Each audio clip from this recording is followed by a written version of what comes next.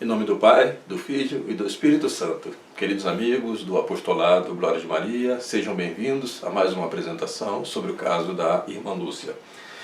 Como vocês podem ver, eu trago aqui duas esculturas da Irmã Lúcia 2 e da Irmã Lúcia 1.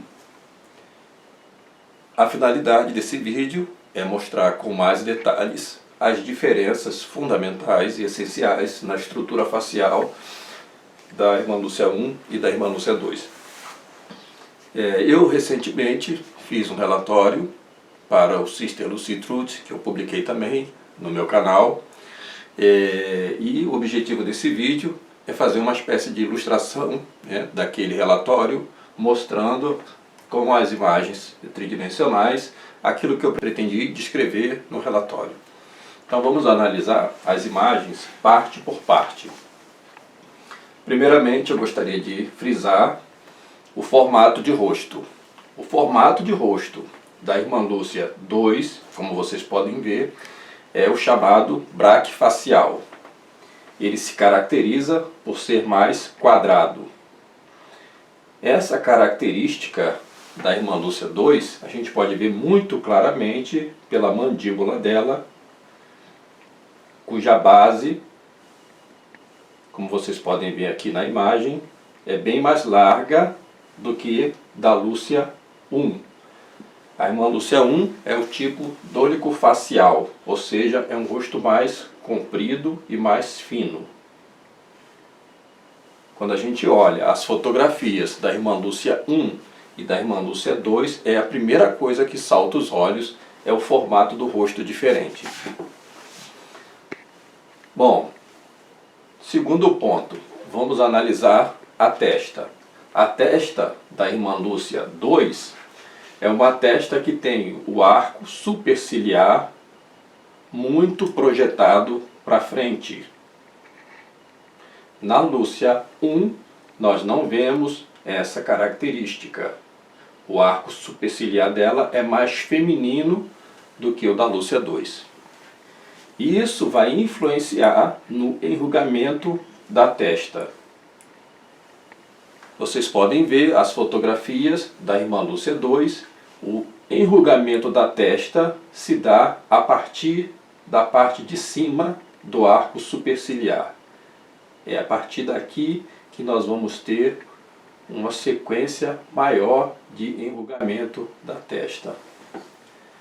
Da Lúcia 1, nós vamos ver, devido à testa ser mais arredondada e mais lisa até o início do nariz, nós vamos ver o enrugamento da testa dela começando já a partir daqui. E como eu já mostrei numa outra aula, com os desenhos que eu fiz, o enrugamento da testa da Lúcia 1 vai fazer basicamente este desenho.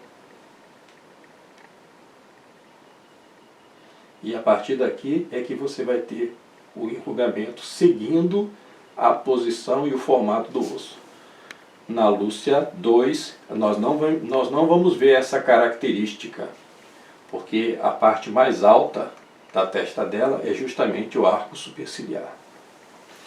E isso explica para nós também a diferença de distância entre as sobrancelhas da Lúcia 2 e da Lúcia 1. Da Lúcia 1, as sobrancelhas, como o desenho da testa é mais arredondado, favorece um desenho também mais nítido e mais próximo das sobrancelhas do que na Lúcia 2. Outro ponto, vamos analisar o nariz. Recentemente, no vídeo da Christine Niles, do Church Militante, ela disse que esse espaço entre o nariz e a boca, chamado filtro, era o mesmo espaço da Lúcia 2 e a Lúcia 1, e o que fazia parecer menor seria a expressão facial. No entanto, por essas esculturas aqui, a gente pode ver muito claramente que são espaços realmente diferentes. Na Lúcia 1, esse espaço é muito mais próximo do que na Lúcia 2. A Lúcia 2 tem um filtro mais distante. E se vocês observarem, o nariz da Lúcia 1 é mais arrebitado. É um nariz mais arrebitado e é por isso que as narinas aparecem mais e a aba do nariz, elas são mais visíveis do que o meio do nariz. Na Lúcia 2, nós vamos ver que nós temos aqui praticamente uma linha horizontal que iguala a parte de baixo da aba do nariz com a parte frontal do nariz. Esse nariz arrebitado da irmã Lúcia era uma característica dela e a gente pode ver do perfil como isso é bem evidente, conforme a gente pode ver também no desenho aqui.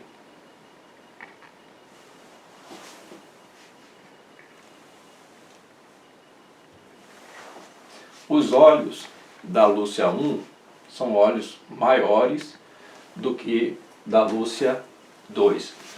A Lúcia 2 sempre aparecia com esse óculos, um óculos fundo de garrafa, com lente de aumento, e dava a impressão de que ela tinha olhos maiores.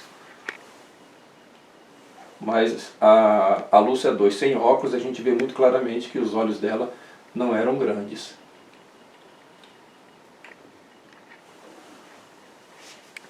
Com relação à boca, a gente sabe que com a idade a boca tende a diminuir.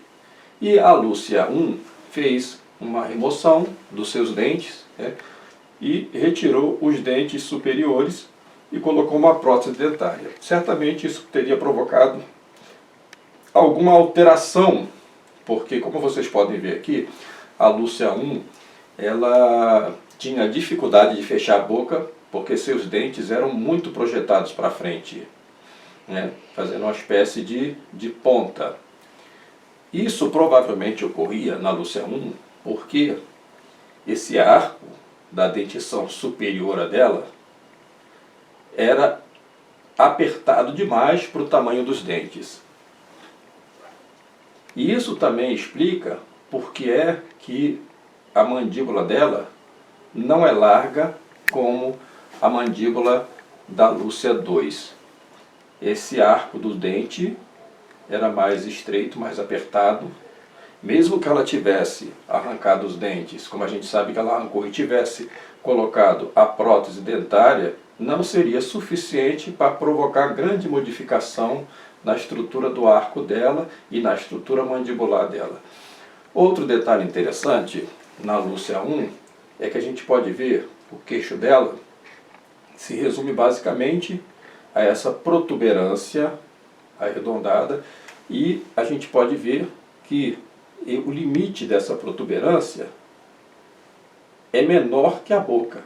E ainda essa boca aqui é uma boca fazendo bico, devido, né, à projeção dos dentes para frente. Então a gente vê que essa proeminência do queixo dela ainda é menor do que o rasgo da boca. Na Lúcia 2, a gente vê um queixo quadrado que chega mesmo a ultrapassar o tamanho da boca. E quando a gente olha a Lúcia 2 de perfil, a gente vê muito claramente essa projeção da mandíbula para frente. Na Lúcia 1, a gente vê uma retração da mandíbula.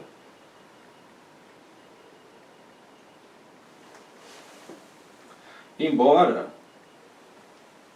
se considere que a Lúcia 1 possa ter adquirido mais peso quando entrou no Carmelo de Coimbra, não seria suficiente o aumento de peso para provocar essa mudança estrutural em toda a face dela.